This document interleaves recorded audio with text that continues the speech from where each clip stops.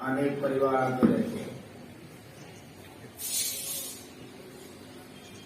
किसी की वैवाहिक वर्षगांठ होती है, किसी का जन्म दिवस होता है। आज ही हमारे बीच में माननीय प्रहलाद आर्य जी का परिवार भरतपुर से उपस्थित हुआ है। अपने पिताजी की पुण्यतिथि के उपलक्ष्य में पूरा ही परिवार इसके लिए धन्यवाद का पात्र है। वो एक निष्ठावान आर्य रहे। उनकी निष्ठा से प्रभावित होकर के ही पूज्य आचार्य जी ने अपनी पौत्री का संबंध इस परिवार से किया। ये दोनों परिवार जुड़े। ये परंपरा यदि हर परिवार निभा ले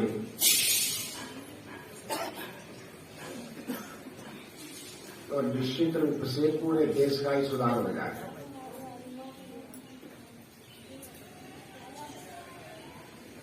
इसे हम पुण्यतिथि कहते हैं। किसी का पिता गया हो तो पुण्यतिथि कैसे हो गई? लेकिन पुण्यतिथि नाम इसलिए रखा कि कम से कम एक दिन तो उनके नाम से कुछ करो, तो एक दिन तो उनको याद रखो। शास्त्रों ने कहा है कृतज्ञ से नास्ति निष्कृति। जो कृतज्ञ होते उनका कल्याण नहीं होता। माता पिता तप करते हैं तब जाकर के आगे बच्चे फलते फूलते हैं। उनको भुला दिया जाए तो कृतज्ञता होती। और हमारे देश में प्राय करके इसको भुला दिया गया। भुलाने का दुष्परिणाम क्या होता है कि हम अपनी परंपराओं को भूल जाते हैं, उनके आदर्शों को भूल जाते हैं। और जब जिस परिवार से समाज से आदर्श हट गए तो समझो उसका पतन हो जाता है। वो आदर्श हटने नहीं चाहिए। ये जो कार्यक्रम किया सारा परिवार इकट्ठा हो जाता, बच्चे भी पता लगा लीजिए भाई हमारे पिताजी की क्या रीति। इसको वेद ने भी आदेश दिया। पवित्र वेद में परमपिता परमात्मा ने भी आदेश दिया इसको। वहां मंत्र आता है अनुवृता पितु पुत्र। पिता का पुत्र अनुवृत्ति हो। वेद का आदेश क्या है? वो श्रृंखल ना हो, जिमे ऐसो न करे। क्या करे? पिताजी की मर्यादाओं का पालन करे, अनुवृत्ति हो। व्रत क्या होता है? व्रत भूखा मरना नहीं होता कि एकादशी व्रत कर लिया और इनका व्रत कर लिया ना। व्रत क्या होता है? व्रत का भी निर्धारण वेद में ही कर दिया। अंतरिता सत्यम उपैनी। गलत को छोड़ करके सत्य को ही चलेंगे। आर्यत्व का मतलब यही। श्रेष्ठ पुत्र कौन होता है? श्रेष्ठ पुत्र वो नहीं है जो धनवान है। श्रेष्ठ पुत्र वो भी नहीं जो बलवान है। श्रेष्ठ पुत्र उसको भी नहीं मानेगा जो विद्वान है। श्रेष्ठ पुत्र कौन है? जो पिता का अनुवृत्ति है। पिता का अनुवृत्ति नहीं है तो श्रेष्ठ नहीं होना जाता। कंस को दुनिया कोई श्रेष्ठ कहता है? क्यों नहीं कहता? बापी गंदी बना दिया। तो ये परंपरा हमारे यहाँ नहीं है। हमारे यहाँ क्या परंपरा है? पिता का अनुवृत्ति हो। और इस परंपरा को निभाने से ही राम राज्य आता। नहीं निभाओगे तो फिर औरंगजेब का राज्य हो जाएगा जो आज हो रहा। पिता का अनुवृत्ति हो तब राम राज्य आता है। पिता का अनुवृत्ति तब हो जब बड़े पिता को समझे या पिता समझ आए। व्रत का मतलब क्या होता? व्रत का मतलब होता है जीवन का आचरण। यहां जो व्रत कहा गया जीवन का आचरण, जो हम जीवन में अपने में आचरण करते हैं वो हमारी क्या व्रत है। हमारे पिताजी क्या करते थे, हमारे पिताजी का आदर्श क्या था, वो क्या था, वही हम निभाएंगे। अच्छा यही क्या है? पितरों के प्रति यही श्रद्धा। श्रद्धा कहते हैं सत्य को और धा कहते हैं धारण करना। जो भी पिता ने अपनाया, जो भी पिता के आदर्श रहे, जिन आदर्शों पर उन्होंने हमें आगे बढ़ाया, उन आदर्शों को हम निभाएंगे। इनसे इतर जो परिवार जाते हैं, ध्यान रखना, वो परिवार समाज संसार में पतित हो जाते हैं। अपने पुराने जितनी परंपरा रही है, भगवान राम को देखो, जो परिवार हमारे सामने उपस्थित है, ये तो भगवान राम का परिवार, दशरथ का परिवार, दशरथ का परिवार ने पूरी तरह पिता के व्रत को निभाया। व्रत को निभाया तो विपत्तियां आई, लेकिन फिर भी राम राज्य स्थापित हुआ, फिर राम राजा बने। जब व्रत को अलग करने के लिए कहा, कोई विपत्त हो गया, राम वो दशरथ भले ही चले गए, लेकिन बेटों ने व्रत नहीं छोड़ा। बेटों ने व्रत को निभाया और निभाने के बाद में निभाने से क्या हुआ कि राम राज्य जैसे इतना स्थिर हो गया, न निभाते स्थिर हो जाता। कई ने जब वरदान ले लिया है ना राम को वनवास का, जब ये वरदान ले लिया उसने तो दशरथ बड़े दुखी हुए।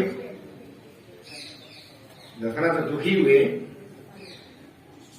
तो केकई ने कहा इसमें दुख की क्या बात है, आपने हमें वरदान दिया है, वापस ले लो। तो दुख की क्या बात, हम कुछ कह थोड़ी है, आप राजा हैं, आपके अधिकार में है, आपने हमें वरदान दिया है, आप अपना वरदान वापस ले लो, कोई जाता तो नहीं, पति पत्नी के बीच की बात है। जब ये कहा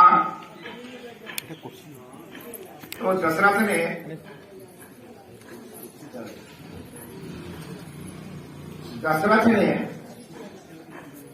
अपनी रानी को समझाया कि सारे कहे तुम हमारे कुल की परंपराओं को नहीं जानते, हम हमारे कुल में परंपरा है, हम लोगों ने व्रतों को निभाया। ये कहीं तुम्हारी कुल में व्रत नहीं निभाया जाता, हमारे निभाया जाता। उन्होंने कहा हमारे कुल का ये व्रत है, व्रत है जिसे रीति कहते हैं, व्रत कह लो, रीति कह लो, तब रीति। तो गोस्वामी तुलसीदास ने क्या लिखा, दशरथ ने क्या कहा, रघुकुल रीति सदा चले आई, प्राण जाय पर वचन न जाई। उन्होंने कहा परंपरा बिगड़ जाएगी भाई, हम रहे न रहे, आगे परंपराएं तो हमारी रीति है, परंपराएं नष्ट हो गई तो आगे नरक हो जाता। तो उन्होंने कहा हमारी ये परंपरा नहीं है, हम इस परंपरा को निभाएंगे। और उन्होंने इस परंपरा को निभाया, उन्होंने अपना व्रत नहीं तोड़ा। उसका सुपरिणाम क्या हुआ, जब व्रत नहीं तोड़ा, परंपरा निभाई, उसका सुपरिणाम यह हुआ कि जब भरत को राज्य देने लगे तो भरत ने साफ इनकार कर दिया। उनका राज्याभिषेक कराया तो अपना भरत को पिता का वो चित्र सामने दिखाई दिया कि मैं पिता का अनुगति हूं। तो भरत ने अयोध्या का इतना बड़ा साम्राज्य क्या कहकर ठुकरा दिया। उन्होंने कहा राज्याभिषेक नहीं कराऊंगा, राज्याभिषेक का घोर पाप मैं कभी नहीं कर सकता हूं, जिस धर्म हेतु पितु मरण हुआ मैं उसे छोड़ कर सकता हूं।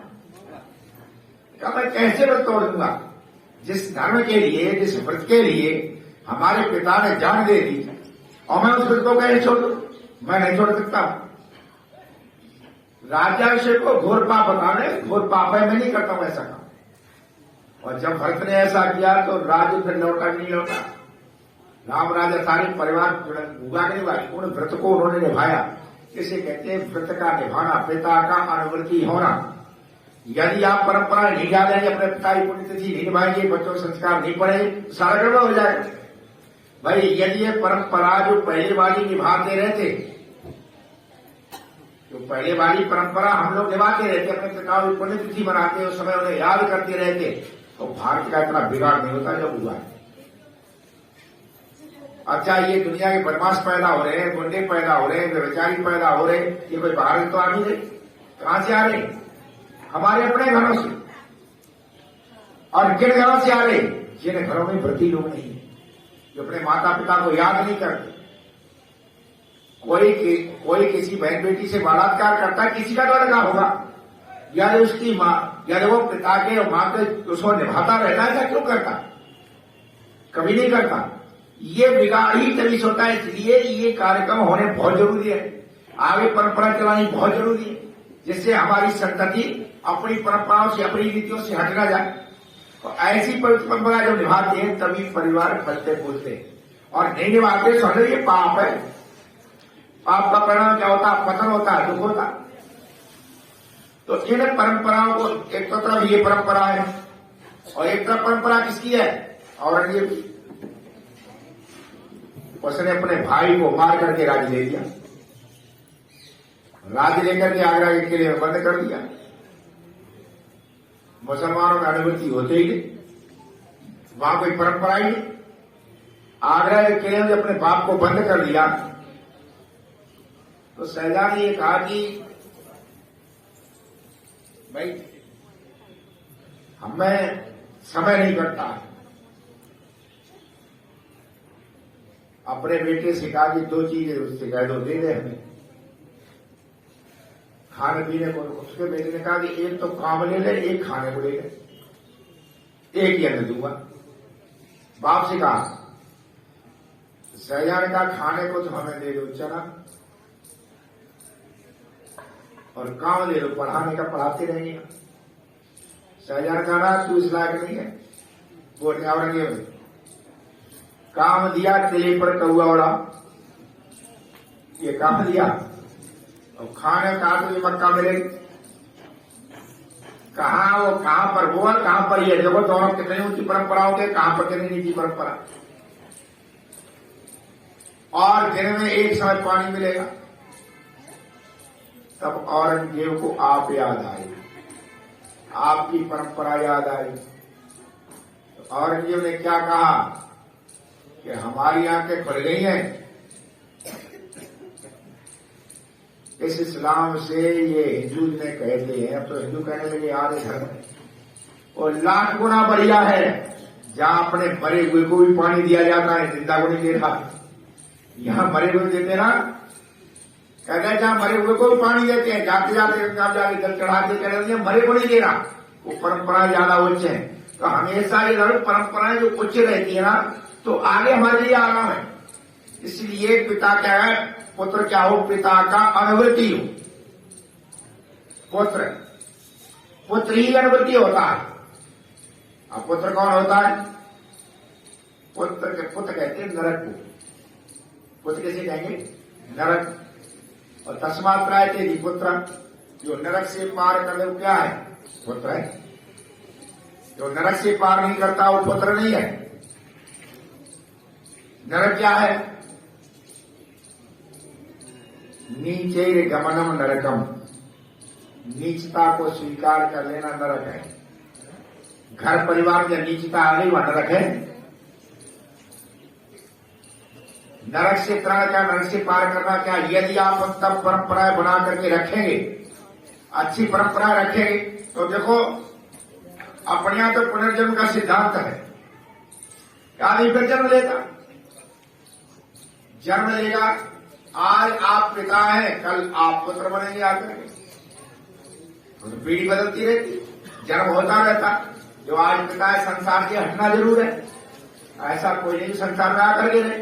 हटना है तो अगला जन्म भी होना, और अगला जन्म होना है तो आना इसी संसार। यदि आपने उत्तम परंपराएं बना रखी, बढ़िया बना रखी, तो आपको बढ़िया संसार मिल जाएगा। और वो परंपराएं बना कर न रखी तो अफगानिस्तान मिल जाए, जब जीना मुश्किल हो रहा, पाकिस्तान मिल जाए, है ना, जहां लोग जी नहीं पा रहे, वो स्थिति आपको मिलेगी क्या करें? मतलब पाकिस्तान में नरकी तो है, अफगानिस्तान नरकी तो हो रहा। ऐसा क्यों हुआ? उन लोगों ने अपनी परंपराओं को नहीं निभाया, उन लोगों ने अनुवृत्ति नहीं बनी, तो नरक हो रहा है।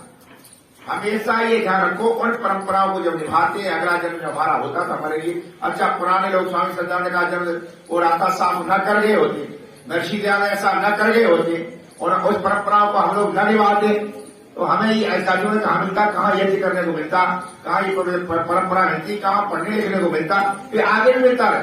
हम रातें लगे रहते, काम करते, ब्रह्मचारी करते, क्यों भाई? एक जन्म में तो मुक्ति होती नहीं, जन्म फिर लेना, और फिर लेना है। हमने किसी को पढ़ाया नहीं, लिखाया नहीं, और सब मूर्ख हो गए, तो हमें कहाँ पढ़ने को मिलेगी भाई? कम से कम अगली बार भी तो पढ़ने को मिल जाए। ये तो निरंतराण है कि आगे हमें बढ़िया मिल जाए, आगे अच्छा मिल जाए। और मिलेगा कब? मिलेगा जब हम इन व्रतों को निभाएंगे, इन परंपराओं को निभाएंगे, अच्छी परंपराएं निभाएंगे, अच्छे परिवार मिलेंगे, अच्छे परिवार में जन्म मिलेगा, और नहीं निभाएंगे तो अच्छे परिवार होंगे ही नहीं, तो जन्म कहां होगा फिर जाकर के। आज राम और कृष्ण पैदा होना चाहे यहां तो माहौल ही नहीं। कृष्ण तो दूध नहीं खाते, यहां चाय पी जाती, आए का यहां अंडे मार नहीं चल रहे।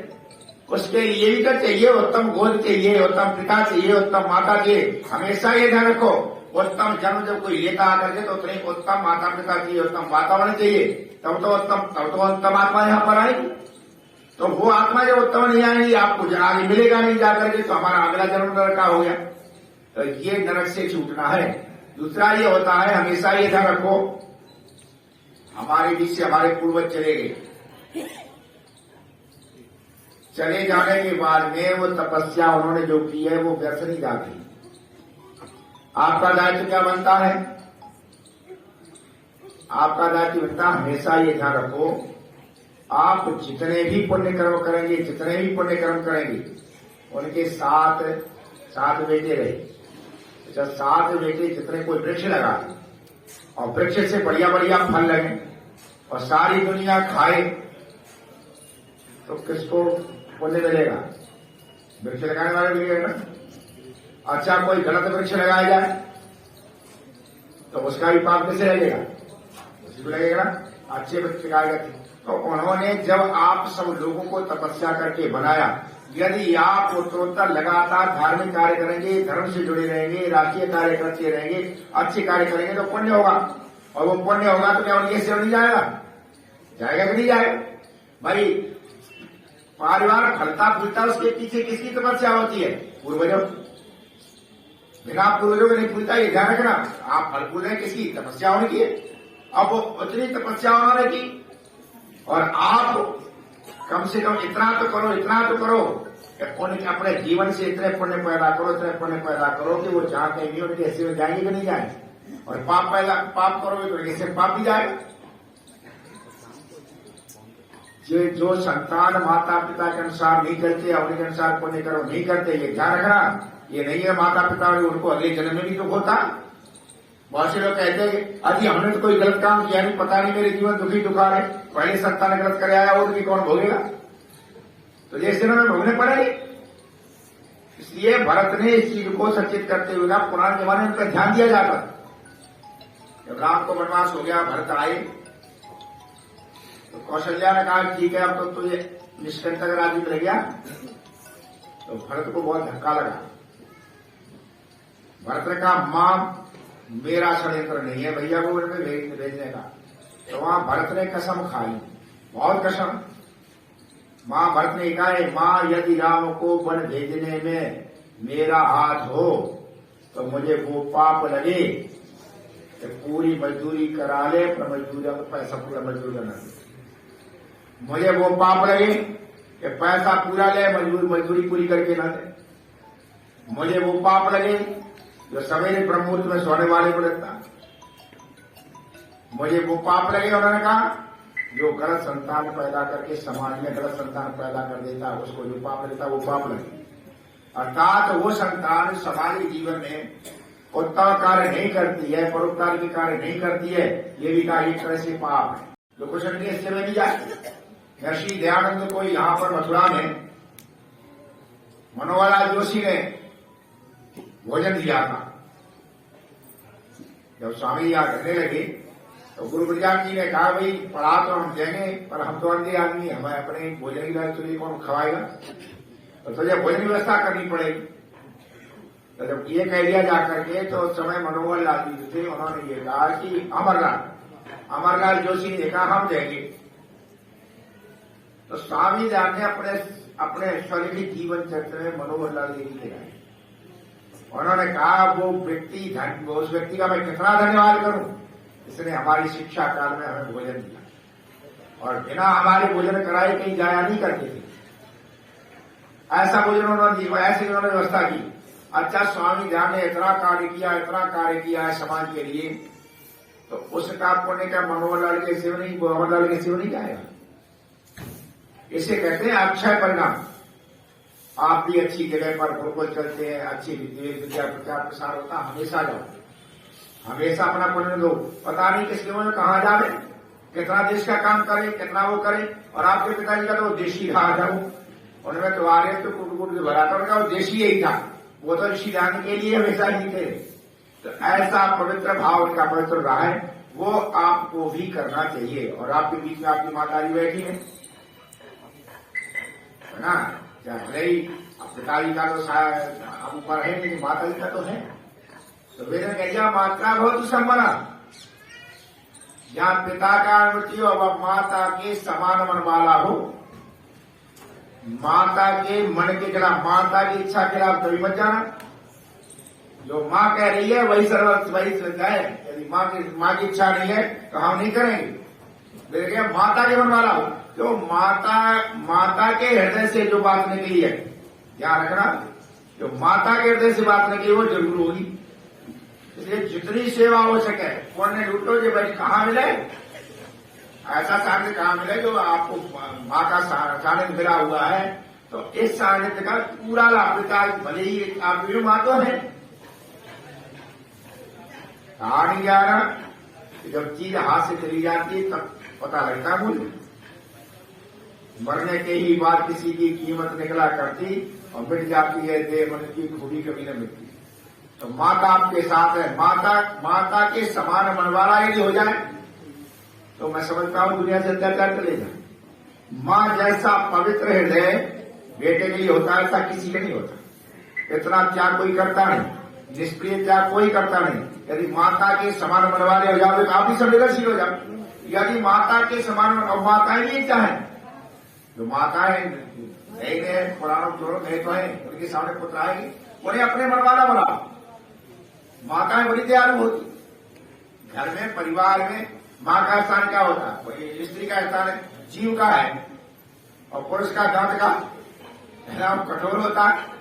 शरीर कैसे चलता है, हड्डियां शरीर चल जाएगा, हड्डियां भी जरूरी, और ये मांसना हो तब भी नहीं चलेगा, ये समन्वय से चलता है। तो दोनों का समन्वय होता है। पुरुष यदि सख्त है, हड्डी के समान है, तो स्त्री मांसपेशियों के समान है। पुरुष यदि जीव है, वो पुरुष यदि दांत है, स्त्री जीव है, ठीक है ना, तभी तो चलेगा ना। आजकल की शिक्षा मत मान लेना, आजकल जो शिक्षा दी जा रही है बराबरी तक कर बैठेगी, पूज्य है, ज्यादा पूज्य है ना, ये नहीं पूज्य है, उनके कर्तव्य दायित्व तो आपके अलग है, उनके दोनों के समन्वय से तो चलेगा, चलता नहीं है। तो जहां पिता का अनुमति हो वहां माता उसे समान मन वाला करे, माता के मन के समान हो जाए। अच्छा, माता के मन, माता बहुत कोमल होती, माता अपने पुत्र का कभी चाहती नहीं, किसी का भी नहीं चाहती, माता होने का बहुत जल्दी द्रवित हो जाती। यदि आपका पुत्र भी आपके समान मन वाला हो, समान मन वाला हो, तो बताइए बलात्कार होंगे क्या? बलात्कार किसी बहन बेटी का के साथ करने वाला किसी का तो बेटा होगा, जिसका बेटा होगा उस मां को कितना पाप लगा।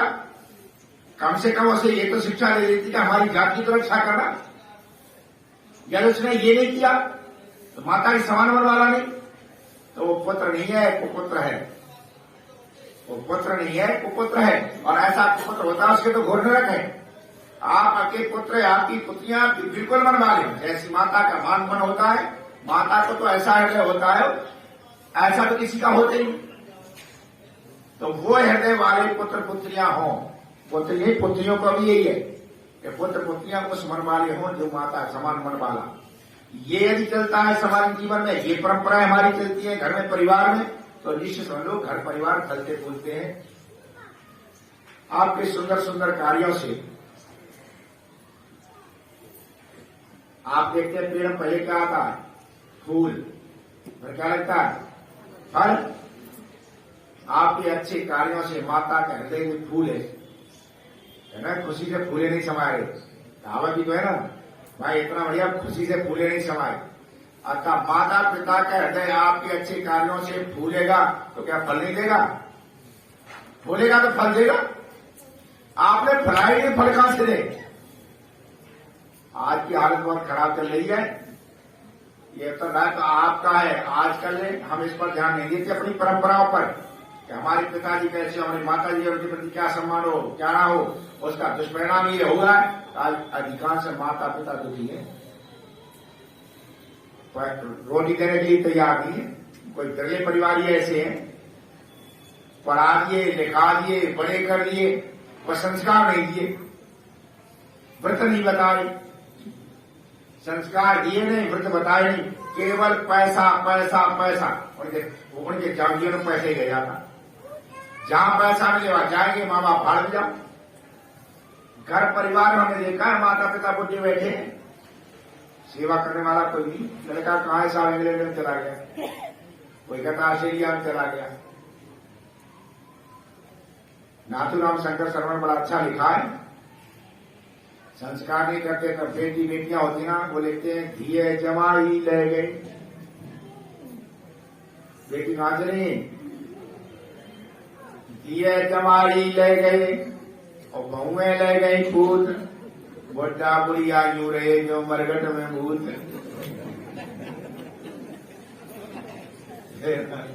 धिये जमाई ले गए, बहुएं ले गई पूत, बुढ़ा बुढ़िया यूं रहे जो मरगट में बैठे के चले।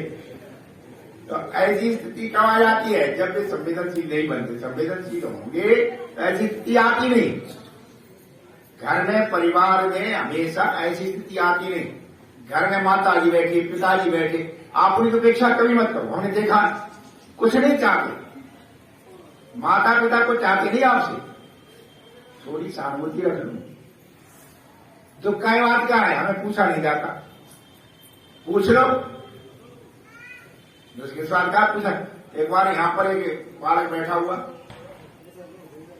जब फोन आया, बालक गुड़गांव में नौकरी करता, 1.25 लाख रुपए में, उसके पिताजी यहां बैठे, फोन आया तो उन्होंने बात करी, बात करने के बाद में आंसू आ गए।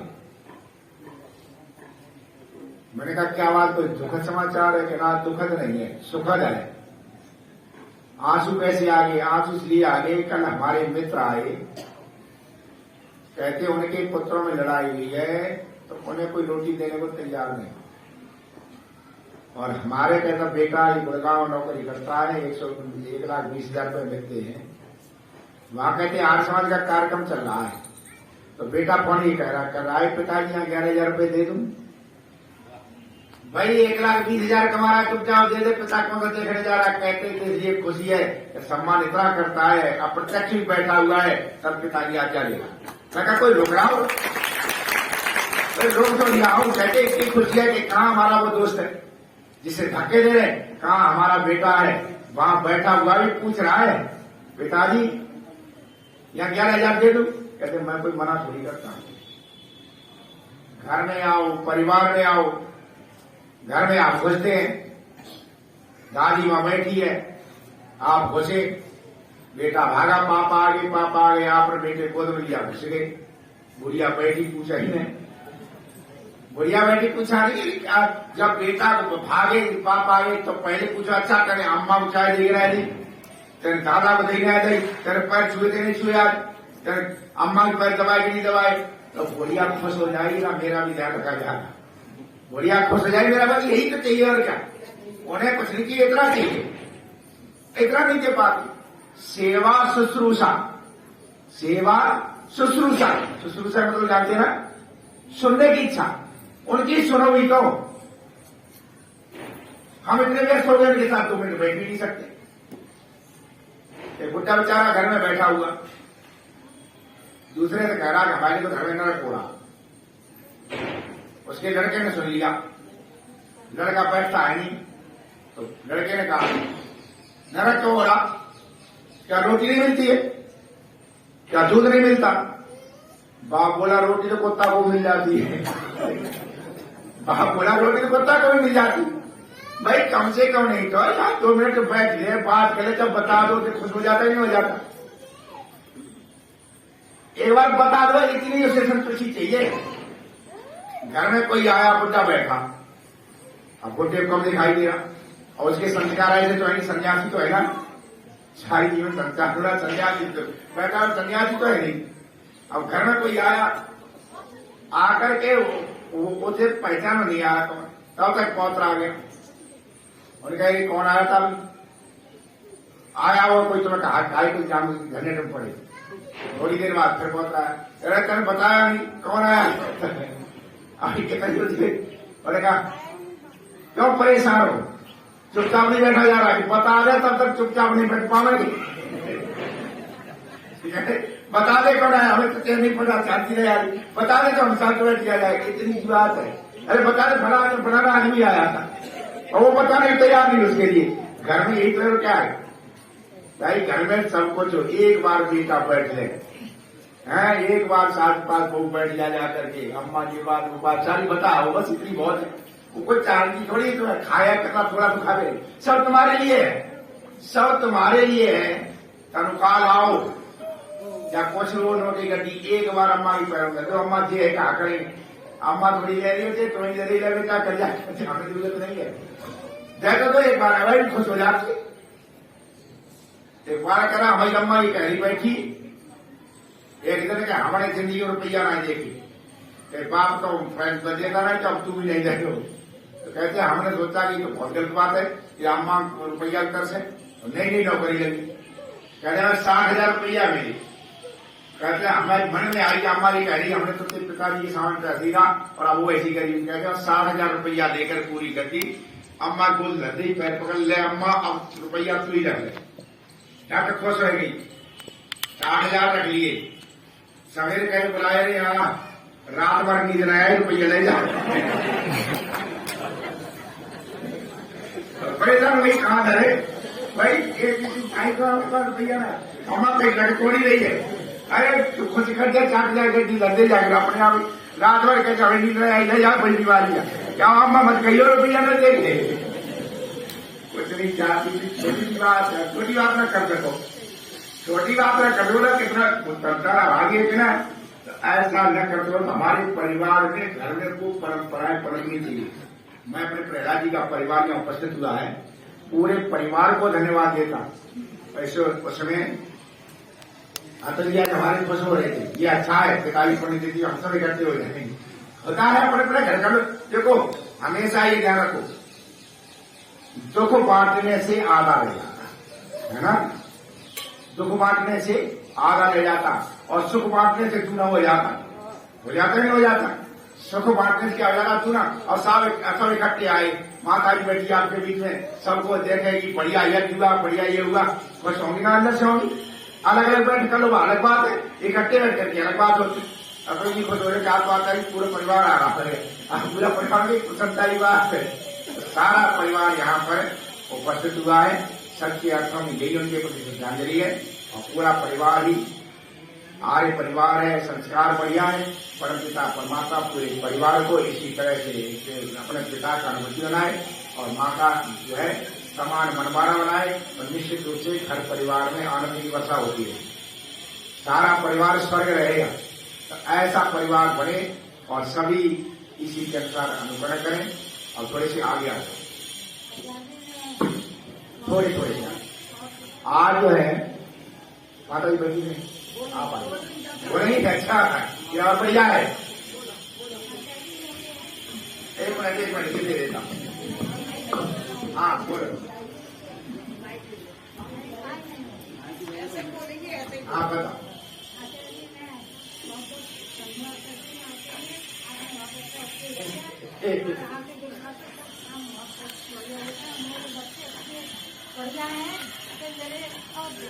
वाह जी वाह,